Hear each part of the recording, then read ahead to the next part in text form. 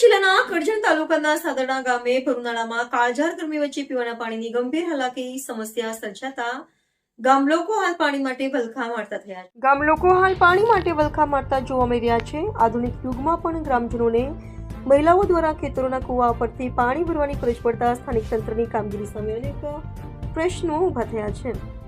ગ્રામજનોના જણાવ્યા મુજબ માહિતી મુજબ છેલ્લા 4-5 દિવસથી ગામમાં પાણી પુરવઠો સંપૂર્ણપણે બંધ છે. ગામમાં ચાલી રહેલા ગટર લાઇનના કામ દરમિયાન ખોદાયેલા ખાડાઓમાં પાણી ભરાઈ ન જાય અને કામમાં અડચણ ન પડે તે માટે પાણી બંધ રાખવામાં આવ્યું હોવાનું જણાવાયું છે.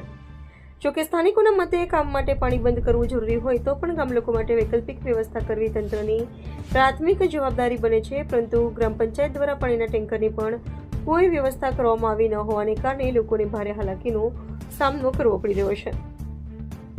ગામ લોકોએ જણાવ્યું હતું કે કાળઝાળ ગરમીમાં પીવાના પાણી મેળવવા માટે તેમને ખેતરોમાં આવેલા કુવાઓ સુધી જવું પડે છે. ખાસ કરીને મહિલાઓ અને વૃદ્ધોને ભારે મુશ્કેલી પડી રહી છે.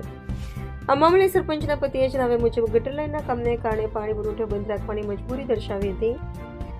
આજે સાંજે સુધીમાં ગામમાં પાણી પહોંચવાની ખાતરી આપવામાં આવી છે. સાદરણા ગામની આ સ્થિતિએ સ્થાનિક સ્વરાજ્યની સંસ્થાઓની જવાબદારી અને આયોજન ક્ષમતા સામે ગંભીર પ્રશ્નાર્થ ઉભો કર્યો છે. રિપોર્ટર મનોજ દરજી, કરજણ.